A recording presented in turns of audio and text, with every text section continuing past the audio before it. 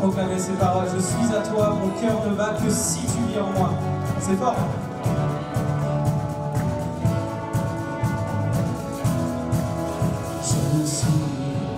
Je suis à toi, mon cœur ne bat que si tu vis en moi. Je suis à toi. Allez, on recentre tout sur Dieu avec ces paroles. À toi.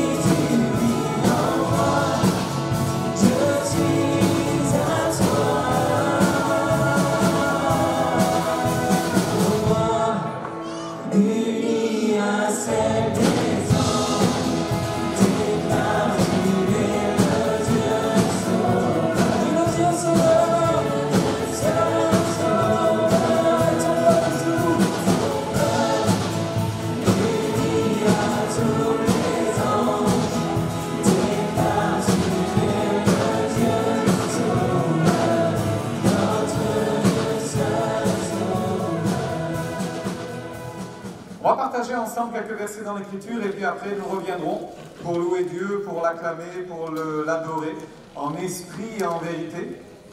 Et j'ai choisi de partager avec vous un texte qui se trouve dans le livre des Nombres, à partir du verset 24. Nombres, chapitre 11, verset 24, un thème que nous avons abordé hier avec la jeunesse, être rempli du Saint-Esprit, c'est évidemment l'apanage d'un cœur consacré, c'est ce que l'on désire, c'est ce que l'on souhaite. Être totalement engagé, totalement consacré. Et il est évident que lorsque l'on est rempli de l'Esprit, lorsque l'on est visité par Dieu, eh bien ça change tout dans notre vie. Sans aucun doute, ça change tout dans notre relation avec Dieu et dans notre quotidien. Et c'est à cela que nous sommes appelés, vous et moi, frères et sœurs, être remplis du Saint-Esprit. Alors, le contexte de Nombres, chapitre 11, est celui-ci. Le peuple d'Israël a déjà passé quelque temps dans le désert, ils viennent de quitter le Sinaï pour poursuivre leur chemin et leur pérégrination. Et à un moment donné, une fois de plus, devrais-je dire d'ailleurs, le peuple n'a pas été satisfait de son sort. Le peuple n'était pas content de la situation dans laquelle il se trouvait et ils ont à nouveau murmuré. C'est-à-dire qu'ils se sont plaints, ils ont râlé, ils n'étaient pas contents, ils n'étaient pas satisfaits, mais ils ont murmuré. Et puis il nous est même dit qu'au sein, au milieu du peuple d'Israël, il y avait ce que l'Écriture et la traduction second appellent un ramassis de gens. Comprenez par là des gens qui n'étaient pas du peuple d'Israël et qui s'étaient agglomérés à ce départ lorsque le peuple avait quitté l'Égypte. Donc des gens qui n'avaient pas, absolument pas la même façon, la même vision, la même façon de vivre, ni même la même croyance évidemment. Et tout ceci avait pollué malgré tout le peuple d'Israël, bien que manifestement, ils n'avaient pas besoin de cela pour se polluer tout seuls. Ils étaient très forts dans ce domaine-là. Ils étaient capables de faire et de dire des choses douloureuses. Et très rapidement, ça s'était manifesté. Et là encore, les voilà qu'ils se plaignent. Et que disent-ils? Qui nous donnera de la viande à manger? Ça fait longtemps qu'ils sont à un régime végétarien. Alors eux, ils n'étaient pas végétariens, ils voulaient de la viande. Mais il n'y en avait pas. Et ils se plaignent, je vous le cite pour vous mettre ça dans le contexte, et écoutez bien quand même, parce que malgré tout, ça va loin, parce que ce chapitre 11, c'est le chapitre des complaintes malgré tout, et ils vont dire, qui nous donnera de la viande à manger? Nous nous souvenons des poissons que nous mangions en Égypte, et qui ne nous coûtaient rien, des concombres, des melons, des poireaux, des oignons, des oats. Maintenant, notre âme est desséchée, plus rien, nos yeux ne voient que de la manne. Plus rien, nos yeux ne voient que de la manne.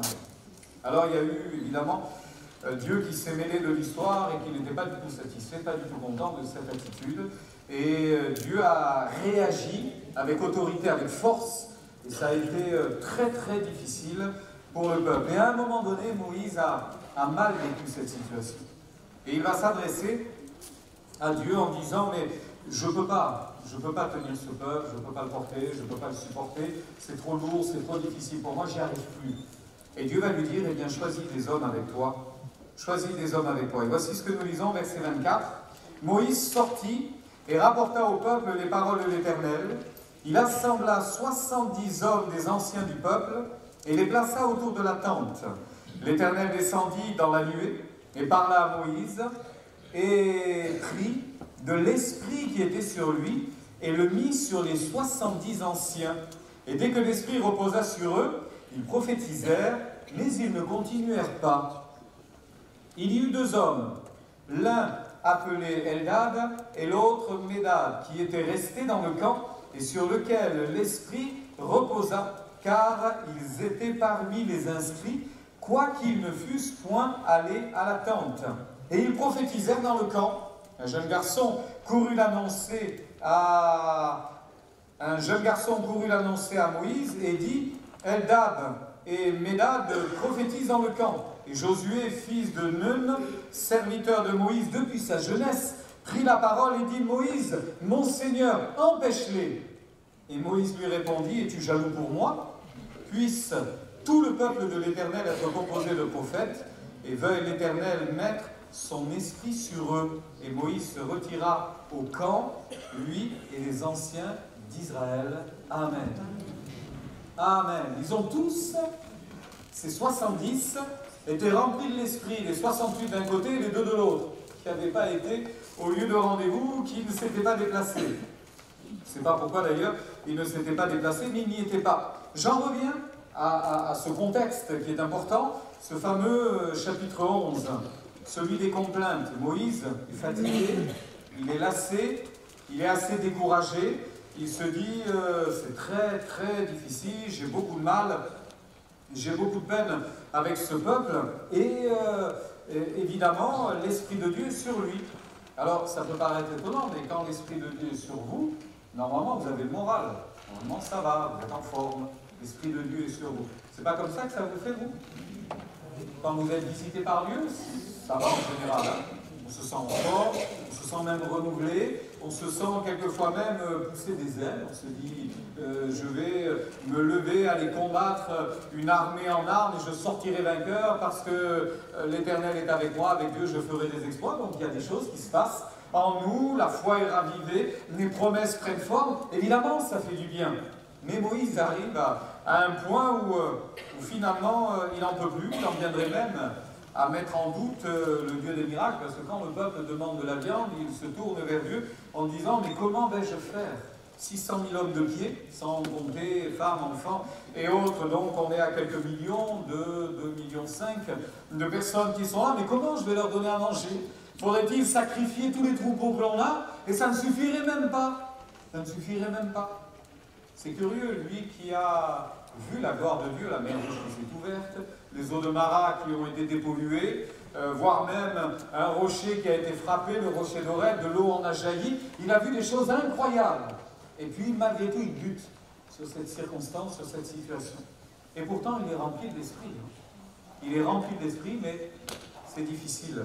C'est difficile pour lui à affronter cela. Je me rends compte, et c'est ça qui est surprenant, c'est qu'il en viendrait à remettre en doute le Dieu des miracles.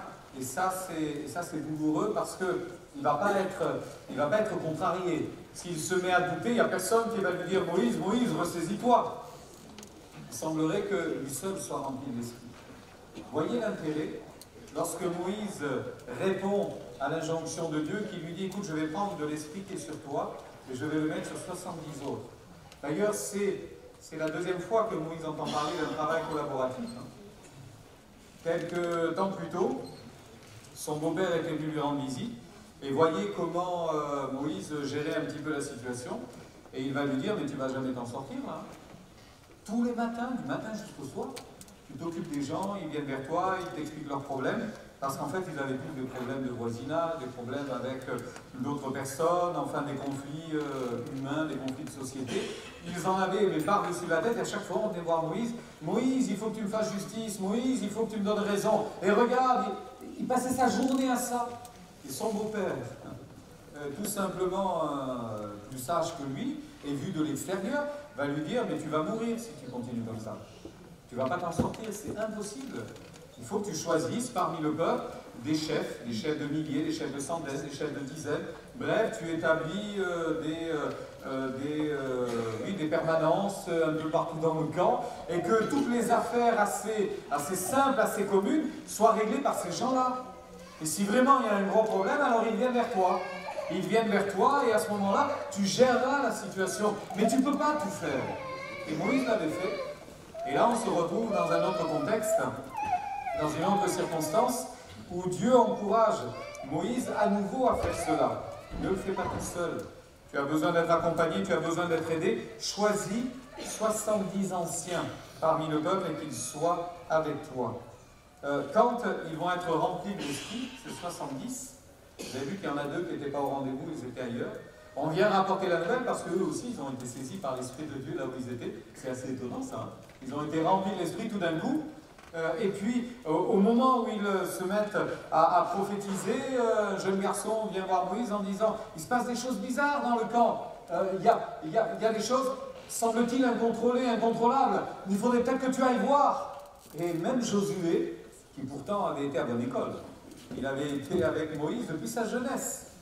Lui, il n'est pas content, il n'est pas satisfait de ça. Il dit « Moïse, Moïse, mon Seigneur, vite, arrête ça, arrête ça. » Ça me fait penser à ce qui s'est passé un jour dans les évangiles, lorsque les disciples viennent vers Jésus en disant « On a vu des gens qui chassent des démons en ton nom, mais ils ne nous suivent pas. » Alors on leur a dit d'arrêter tout de suite. Jésus leur a dit « Mais laissez-les faire. Hein. Celui qui n'est pas contre moi, il est avec moi. Laissez faire. Hein. Après tout, c'est l'œuvre de Dieu, hein. C'est pas la nôtre, c'est l'œuvre de Dieu. » On retrouve un peu la même chose. Josué dit, on ne maîtrise pas, on ne contrôle pas, c'est pas possible. Et Moïse a bien saisi l'importance et il dit, mais moi je ne suis pas jaloux. Hein. Que je sois rempli d'esprit, merci Seigneur. Mais si tout le monde est rempli d'esprit, je serai encore plus content. Je serai encore plus heureux. Et c'est ce que je voulais partager avec vous ce matin. Soyons tous remplis de l'esprit. Soyons tous remplis de l'esprit. On en a discuté hier avec les jeunes. Et ça fait quelques fois qu'on aborde le sujet, les réveils, la manifestation de Dieu, là où il y a eu des centaines, des milliers de guérisons, de délivrances. Ça s'est toujours accompli dans des périodes particulières, mais il y avait une effusion de l'esprit. Il y avait une dimension spirituelle, une action du Saint-Esprit qui était forte et recherchait, la vie de l'esprit et recherchait à être rempli de l'esprit. C'est le parcours évident et normal pour tout enfant de Dieu. Nous devons non seulement aspirer à cela, le désirer de tout notre cœur, et bien évidemment le pratiquer. Dans ce contexte 11 du livre des Nombres, dans ce contexte du chapitre 11 du livre des Nombres, on voit bien quand même qu'il y a de la tristesse, de la peine. Tout d'abord, la complainte, on l'a compris, du peuple qui en a marre de n'avoir que de la manne. Entre parenthèses, hein. La manne, c'est miraculeux. Hein. Ça tombe du ciel tous les jours, hein. Sauf au moment du sabbat, où là, il y a une double ration pour 2 jours. Mais ça tombe du ciel. Et voilà que ces gens disent, on en a marre de ce qui tombe du ciel. Il n'y a pas autre chose. Mais c'est ça que ça veut dire. Hein. Il n'y a pas autre chose. On ne pourrait pas avoir autre chose que de la manne. La manne, on n'en peut plus. Mais si vous n'en pouvez plus des grâces et des bénédictions de Dieu, mais qu'est-ce qui vous reste? Vous n'aurez plus rien. Hein. Vous ne croyez pas que vous allez avoir mieux que ça. Hein. Et c'est quand même terrible de dire, on est fatigué de cette nourriture, on n'en peut plus, nos yeux ne voient que de la manne, ça suffit, nos yeux ne voient que de la manne, notre âme est desséchée. Et comment on peut dire ça? Comment on peut arriver à dire la présence de Dieu, le temps qu'on passe ensemble, à l'église, etc., ça me fatigue, j'en peux plus, je veux autre chose. C'est ça que ça veut dire, hein? Je veux autre chose. Et Dieu va dire, tu veux autre chose, tu veux de la viande, je vais t'en donner de la viande. Vous regarderez, dans une version un peu plus actuelle, ce que Dieu va faire. Il va détourner un vol de cailles. Il va faire tomber les cailles tout autour du camp. Il nous a dit qu'il y en avait sur 2 coudées. Une coudée, c'est entre 30 et 50 cm. Donc il y en avait sur 1 mètre de haut quasiment. 1 mètre de haut. Et il fallait faire une journée de marche. Vous marchez, vous faites combien de kilomètres par heure? On fait combien en marchant? 3, 4? Une journée de marche? Allez, on va dire, qu'est-ce qu'on peut dire? 10 kilomètres? Comme ça? 10 kilomètres de l'autre côté? Vous imaginez la circonférence sur 1 mètre de haut? Vous en oubliez de la viande, mais vous en avez là. Et ils vont en manger. Ils vont en manger. Mais Dieu est en colère contre eux. Pour leur dire, vous en oubliez un peu, regardez ce que je suis capable de faire. Vous êtes fatigué de la manne? Vous êtes fatigué de la manne? Vous voulez autre chose? Vous réalisez ce que vous demandez? La Bible dit que la nourriture n'était pas mâchée dans leur bouche. Que le jugement de Dieu est tombé sur ces gens-là. Et ça a été catastrophique. Il y a eu des centaines de personnes qui sont mortes. Il y a eu vraiment un jugement terrible. Quand on méprise les choses de Dieu, mais qu'est-ce qu'il nous reste? Un jour, un homme de l'Ancien Testament s'adressera à ses enfants. Lui est juge, sacrificateur en Israël, il s'appelle Élie, et ses 2 enfants commettent des abominations devant le sanctuaire. Et il va aller les trouver en leur disant, mais arrêtez mes fils, arrêtez d'agir comme ça. Parce que si un homme pêche contre un autre homme, évidemment il y a le recours de Dieu. Et on peut demander à Dieu la délivrance et la bénédiction. Mais si quelqu'un pêche contre Dieu, qui intercédera pour lui? Il n'y a pas de recours, il n'y a pas de secours. Et ce qu'il fallait saisir et comprendre, et Moïse l'avait bien compris finalement, c'est que le peuple d'Israël agissait avec beaucoup d'ignorance, avec beaucoup d'inconscience, avec beaucoup de légèreté, et le feu de la contestation s'est embrasé. Alors pour répondre à ce feu de la contestation, il n'y avait rien de meilleur que le feu de l'onction. Le feu de la contestation peut s'éteindre s'il y a ce feu divin qui vient. Ce qui s'est passé à la Pentecôte, vous avez vu ce qu'il y a à l'écran, ce rappel du livre des Actes des Apôtres, où il nous est dit que dans Actes chapitre 2, le jour de la Pentecôte, ils étaient tous ensemble dans le même lieu, et tout à coup, il vint du ciel un bruit comme celui d'un vent impétueux, et il remplit toute la maison où ils étaient assis. Et un peu plus loin, et ils furent tous remplis du Saint-Esprit, et se mirent à parler en d'autres langues, selon que l'Esprit leur donnait de s'exprimer. Parmi tous ceux qui étaient rassemblés là, environ 120, il y avait des gens qui avaient énormément de foi, pensait-il, et d'autres qui se disaient, j'ai pas une grande foi, moi. Peut-être que certains disaient, il va se passer quelque chose, certainement que la grâce de Dieu ne va se manifester, Dieu nous a dit d'attendre le Saint-Esprit, mais c'est quoi le Saint-Esprit? Comment ça va se manifester? De quelle manière on va vivre quelque chose? Il y a dû en avoir des discussions, il y a dû en avoir quand même des réflexions, et on s'est posé la question. Et les jours passent. 10 jours, sans rien voir venir, jusqu'au moment où des langues semblables à des langues de feu se posent sur chacun d'eux. Et ils sont remplis du Saint-Esprit, ils se mettent à parler en langue. Tous remplis du Saint-Esprit. Vous savez quoi? Ça a été le marqueur, le point de départ pour l'évangélisation du monde. Et la structuration de l'Église, ça a commencé là. Ça a commencé là. Jésus avait dit, vous êtes avantageux que je m'en aille, je vous enverrai le Consolateur, afin qu'il demeure éternellement avec vous. Il vous est avantageux que je m'en aille. Et ce qui nous reste aujourd'hui, c'est tout simplement cette onction de l'Esprit et la volonté de Dieu que nous soyons tous remplis de l'Esprit. Et nous voyons bien que dans cette histoire du livre des Nombres, la réponse que Dieu donne à Moïse pour l'encourager, tu ne peux pas porter le peuple tout seul et tu as raison. Si tu veux répondre à toutes les attentes, tu n'y arriveras jamais. Tu n'auras jamais la capacité de récupérer de la viande pour tout le monde. Tu as totalement raison. Mais je vais prendre de cet esprit qui t'habite et je vais le répandre sur ces anciens qui sont à côté de toi, ces 70 hommes anciens à côté de toi. Ils vont être à leur tour remplis de l'esprit et le travail de Dieu continuera et se fera. Il sera en quelque sorte démultiplié. C'est ce que les parents apprennent lorsqu'ils ont des enfants. Lorsqu'ils ont un premier enfant, alors ils donnent tout leur amour à cet enfant, n'est-ce pas? Et il y en a à revendre de cet amour-là. Et quand il y a un deuxième enfant qui vient dans, on va dire, élargir la fratrie, qu'est-ce qui se passe? Les parents se regardent et disent, bon, maintenant, on va diviser en deux notre amour pour que chacun en ait au moins la même chose. C'est pas ce qui se passe. Curieusement, ils se multiplient. Et même si vous avez 3, 4, 5, 8, 10, 12 enfants, il se multipliera. Non, c'est pas comme ça que ça se passe. En tous les cas, vous devriez faire comme ça. Et surtout pas diviser, surtout pas dire je vais aimer plutôt lui que l'autre. C'est une catastrophe de faire ça. Donc ça se multiplie.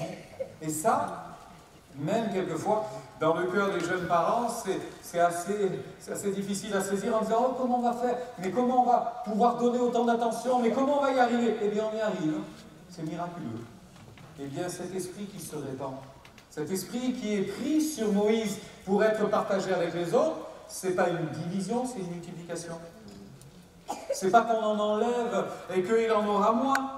Mais c'est tout simplement que cette marque spirituelle qui était sur Moïse va impressionner, va marquer les autres également. Et eux-mêmes seront remplis de l'Esprit. La volonté de Dieu, c'est que nous soyons tous remplis de l'Esprit. C'est ça la volonté de Dieu. Et vous avez connu, certainement bien aimés, des frères et sœurs qui étaient remplis de l'Esprit. Et certainement que bien des fois, vous vous êtes dit, c'est extraordinaire, quand je l'entends parler, quand je l'entends prier, quand je vois sa vie, oh, comme j'aimerais lui ressembler. C'est pas lui ressembler que l'on aimerait, mais c'est avoir le même esprit. Et on se dit, oui, mais puisque lui, là, jackpot, moi je l'aurais pas. J'aurais dû arriver le premier, je l'aurais eu. Eh bien non. Non, c'est le même esprit que Dieu peut déverser sur chacun de nous. Ça, c'est encourageant. C'est exactement le même esprit que Dieu peut déverser sur chacun de nous. Alors, on va voir ensemble pourquoi, finalement, Dieu l'a fait. Pourquoi Dieu a décidé finalement de répandre son esprit. Premièrement, il a voulu quand même enterrer la convoitise, terrible fléau qui a décimé ce peuple. On le voit bien d'ailleurs, les noms qui ont été donnés à ces lieux où des personnes vont mourir. L'un c'est Kibroth Hattaava, qui signifie sépulcre de la convoitise, et un autre mot, Tabera, a signifié brûler, s'allumer, le feu de Dieu s'était allumé. Donc Dieu veut enterrer la contestation. Mais pour faire disparaître la révolte, la contestation, la rébellion, il faut un autre esprit. Il faut que l'esprit change. Vous en connaissez, vous, des personnes qui ont un esprit chagrin. Vous savez ce que ça signifie, hein? Esprit chagrin. Ils ne sont jamais satisfaits, ils ne sont jamais contents, ils se plaignent toujours. Ils ont toujours quelque chose à reprendre, à redire, etc. C'est terrible, un esprit chagrin. Mais le Saint-Esprit, ça enterre l'esprit chagrin. Amen. Le Saint-Esprit, ça fait disparaître cet esprit-là. Ça nous donne véritablement un autre esprit. Et ça c'est extraordinaire. Alors, pourquoi Dieu l'a fait? Eh bien, tout simplement, et ça, c'est important de le réaliser, parce que cette visitation de Dieu, ça a été vraiment l'antidote à la morosité. Ça, c'est certain. Ça a été un antidote au découragement. Moïse va reprendre courage, ça a enterré, comme je vous l'ai dit, la révolte et la colère, et ça a été un antidote à la tiédeur. Ça a été un antidote, là aussi, à la mort spirituelle. Et puis Dieu l'a fait parce que c'était une évidence. Quand on veut sortir d'une difficulté, c'est vers le haut qu'il faut sortir. C'est par le haut qu'il faut sortir. Et quand je lève les yeux vers les montagnes, je me dis d'où me viendra le secours. Le secours me vient de l'Éternel qui a fait les cieux et la terre. Le secours nous vient toujours de plus haut. Le secours vient toujours d'en haut. Quand j'ai besoin d'une grâce, de paix, d'une bénédiction, le secours viendra d'en haut. Et finalement, c'est ce que je vous disais tout à l'heure, on voit bien que derrière cette évidence et cette nécessité, il y avait une question d'organisation, mais il y avait aussi une question d'implication, je pense, et de responsabilité. Parce que quand dans une église tout entière, je transpose, quand dans une église tout entière, seuls quelques-uns, dit-on, ont le privilège d'être remplis de l'esprit, que font les autres? Rien. Ils se reposent sur ces gens-là, en disant, ça ne m'a pas été donné, ça leur est donné, eh bien je laisse couler. Et si je réalise que je peux, je devrais, je dois être rempli du Saint-Esprit, d'un coup, c'est ma responsabilité. Est-ce que je le veux? Est-ce que je l'accepte? Est-ce que je le désire? Est-ce que j'aspire à cela? L'apôtre Paul dira aspirer à cette vie de l'esprit, aspirer à tous ces dons spirituels, aspirer à ce qui vient d'en haut. C'est une nécessité, c'est une évidence. Finalement, je me dis que chacun est responsable de quelque chose dans l'Église. Chacun. On est responsable de nous-mêmes, mais on est responsable de ce moment où Dieu veut parler. Est-ce que Dieu veut parler à travers moi? Quand je dis moi, c'est vous, chacun peut se poser la question. Est-ce que Dieu veut parler à travers moi? J'ai envie de vous dire, assurément. Assurément. Est-ce que Dieu veut m'utiliser? Mais oui, bien sûr, sans aucun doute. Est-ce que Dieu peut se servir de moi? Évidemment. Évidemment. Parce que c'est une nécessité. Et parce que c'est une nécessité pour votre âme. Parce qu'on a besoin d'implication. Quand on n'est pas impliqué quelque part, ben, au bout d'un moment, on s'en désintéresse, hein, évidemment. Je vais à l'église, mais je ne fais rien. Ah ben, j'y vais pas, si j'y vais pas, c'est pareil. Puis un jour, on n'y vient plus. Mais non, à l'église, on fait quelque chose. D'ailleurs, qu'est-ce qu'on est venu faire ce matin?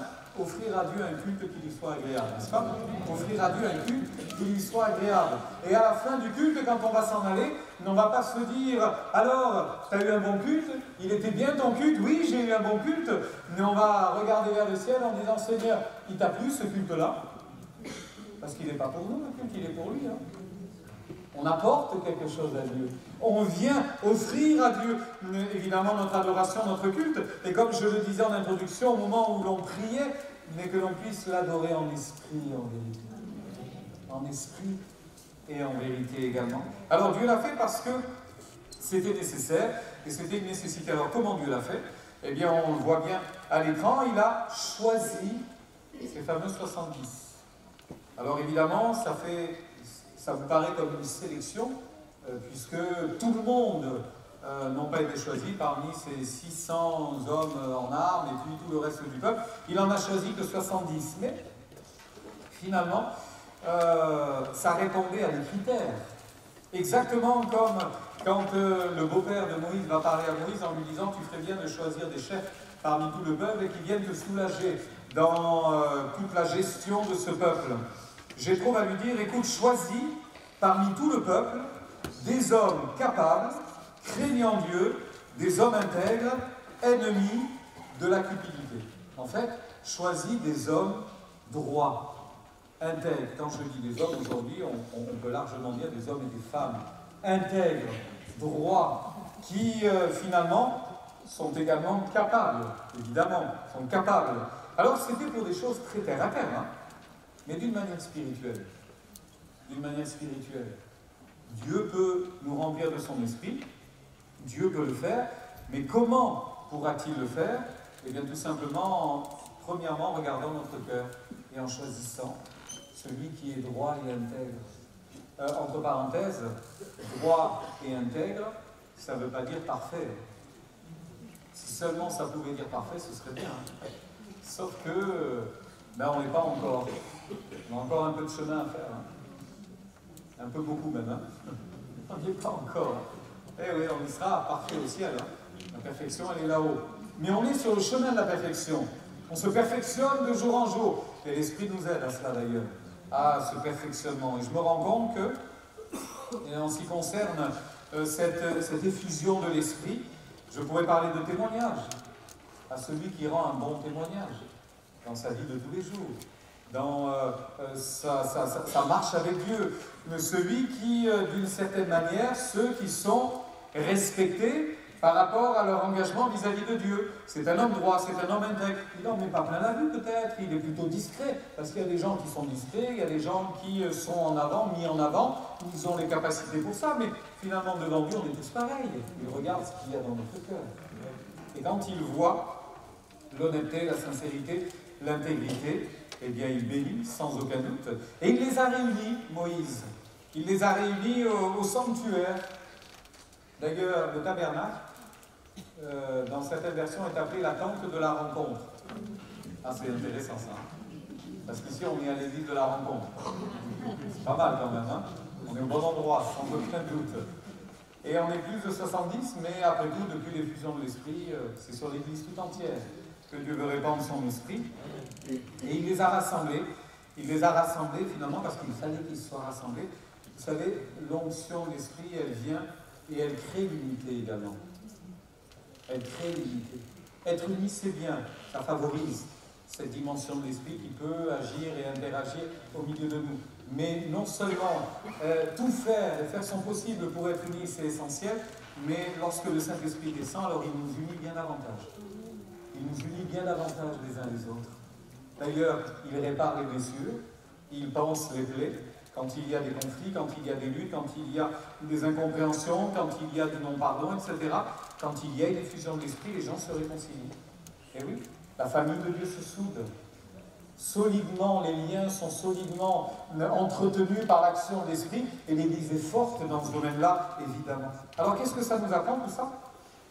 Eh bien, ça nous apprend tout simplement qu'à la fois Dieu a choisi, Dieu a réuni, Dieu a assemblé, mais ça nous apprend aussi que, comme disait Moïse, puisse tout le peuple de l'Éternel être composé de prophètes. Les 70 l'ont été, mais Moïse va encore plus loin. Il avait une vision, une belle vision, Moïse. Il dit, tu es jaloux pour moi?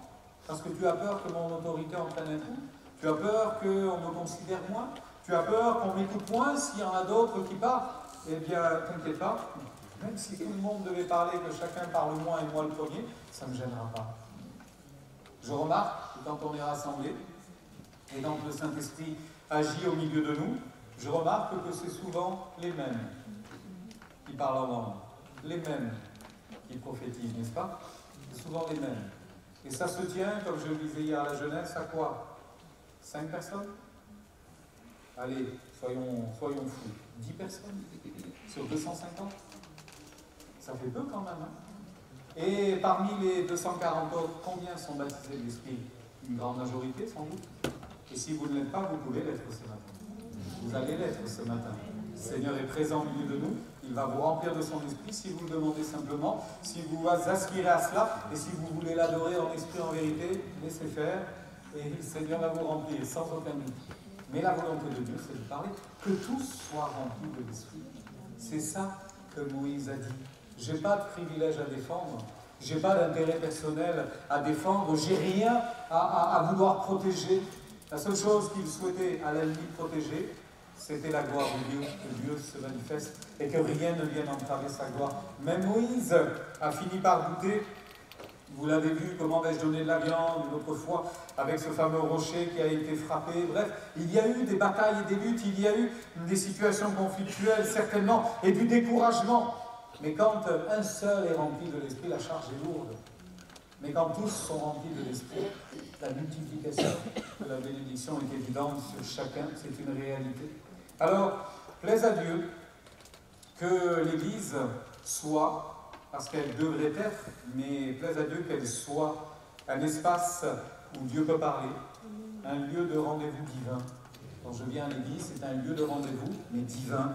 Et puis que ce soit une place forte, une place où on se sent en sécurité, et où le pécheur trouve le repos, où le pécheur trouve la grâce, où le pécheur trouve le salut, où le malade trouve la guérison. Plaise à Dieu que ce soit ça à chaque fois que l'on se rassemble, et même si on le dit régulièrement, on ne se lasse pas de dire la même chose. Et comme je voulais écrire à l'écran, ça devrait finalement être comme un hôpital, hein, où on soigne les gens. Et oui, le Saint-Esprit est capable de soigner un cœur brisé, de soigner une âme en détresse, il est capable de faire tout cela. L'Église, c'est aussi une école, c'est l'école de Dieu, c'est là où on apprend. On apprend comment agir, comment se comporter, comment réagir. On apprend toutes ces choses-là. Et puis j'ai mis maternité parce que c'est le lieu des nouvelles naissances aussi. Et oui, plaise à Dieu, il y a de plus en plus de nouvelles naissances, de gens qui viennent à Dieu, qui se donnent à Dieu. Mais pitié de grâce que ça ne soit jamais un cimetière. Jamais un cimetière. D'ailleurs, c'est opposé, hein, la maternité et le cimetière. Il y en a un qui donne la vie, il y en a un où repose les morts.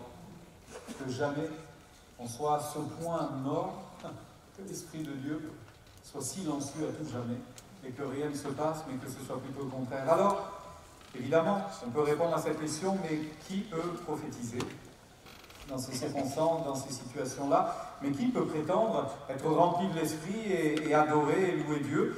Vous avez deux textes dans le livre des psaumes qui répondent à cela. Très simple. Psaume 15 et psaume 24. Je vous le cite. Psaume 15. Ô Éternel, qui séjournera dans ta tente? Qui demeurera sur ta montagne sainte? On répond à ces questions en disant, celui qui marche dans l'intégrité, qui pratique la justice et qui dit la vérité selon son cœur, il ne calomnie point avec sa langue, il ne fait point de mal à son semblable. Franchement, c'est atteignable, hein? Vous croyez pas? C'est atteignable, c'est pas si compliqué que cela. Et psaume 24, ça redit un petit peu la même chose. Psaume 24, il est dit ceci, « Qui pourra monter à la montagne de l'Éternel? Qui s'élèvera jusqu'à son lieu saint? Celui qui a les mains innocentes et le cœur pur, celui qui ne livre pas son âme au mensonge et qui ne jure pas pour tromper. » Alors je conclus, frères et sœurs, que tous soient remplis du Saint-Esprit ce matin. Que tu le sois, mon frère, que tu le sois, ma sœur, rempli de l'Esprit. Renouvelé dans le Saint-Esprit. Vous qui avez été baptisés du Saint-Esprit il y a 10 ans, il y a 20 ans, il y a 30 ans, il y a 40 ans et peut-être plus que cela, comment ça se manifeste aujourd'hui? Est-ce que ça se manifeste encore? Comment est-ce que cela produit des fruits encore spirituels? Plaise à Dieu qu'il y en ait, mais c'est pour tout le monde. Et c'est une bénédiction. Alors, certains pourraient dire, à contrario, oui, mais bon, là il y en a eu que 70 sur tous, c'est peut-être pas pour tout le monde quand même de prophétiser. Vous avez raison, mais pourquoi pas vous? Laissez à Dieu le soin d'en juger. Laissez à Dieu le soin de donner la réponse à cette question. Ne vous disqualifiez pas trop vite. Certains pourraient dire, mais ça n'est jamais arrivé, moi. Je cherche le baptême de l'Esprit depuis des années. C'est jamais arrivé. L'air de dire, ça arrivera plus. Et pourquoi pas aujourd'hui? Pourquoi pas aujourd'hui? Qu'est-ce qui empêche? Pourquoi pas? Après tout. On a le droit de se poser la question, et on a le droit de se dire pourquoi pas. À quoi pourrait-on reconnaître le vrai du faux d'ailleurs? Eh bien aux fruits qui s'en dégageront. Parce que si quelqu'un est rempli de l'Esprit, ça va se voir. Ça va s'entendre, évidemment, mais ça va se voir aussi. Et ça va se voir dans la durée. Parce qu'on n'est pas juste rempli de l'Esprit entre 10h et midi le dimanche matin. Ah non, on est rempli de l'Esprit tout le temps. Tout le temps. J'ai même un jour entendu quelqu'un qui faisait cette réflexion, en dormant, il parle en langue. Quelqu'un avait remarqué ça. Il faut le faire quand même. Rempli de l'Esprit à ce point, comme quoi on ne maîtrise pas. C'est Dieu qui maîtrise, c'est Dieu qui gère ça. Et évidemment, est-ce que s'il y a une effusion de l'Esprit ce matin, est-ce qu'on va bien maîtriser tout ça? Est-ce qu'on va bien gérer tout ça? Est-ce qu'on doit le faire? Est-ce qu'on doit vraiment tout maîtriser, tout contrôler? L'air de dire, je mets le pied sur le frein, et puis après on voit comment ça se passe. Si le Seigneur veut agir, laissons-le agir. Quand le Saint-Esprit est descendu sur les 70, il n'y en avait que 68 au bon endroit. Mais les deux autres ont été remplis. Et Josué a dit, c'est pas normal, ils n'étaient pas là. Il faut qu'ils s'arrêtent. Il faut qu'ils se taisent. Et Moïse a dit, écoute, laisse faire. S'ils sont remplis de l'Esprit, c'est que Dieu l'a voulu. C'est que Dieu l'a fait. On ne va pas s'opposer à Dieu, on ne va pas aller à l'encontre de Dieu, on laisse faire. Et bien que Dieu vous remplisse de son Esprit. Et si vous sentez que ça bouillonne au-dedans de vous pendant que l'on chantera, et je vous invite, vous les musiciens, à revenir maintenant, pendant que l'on chantera et que l'on adorera et que l'on louera Dieu et que l'on bénira Dieu tous ensemble, si vous sentez l'Esprit de Dieu se saisir de vous, eh bien n'hésitez pas, allez-y, adorez, bénissez, louez l'Éternel. Tu seras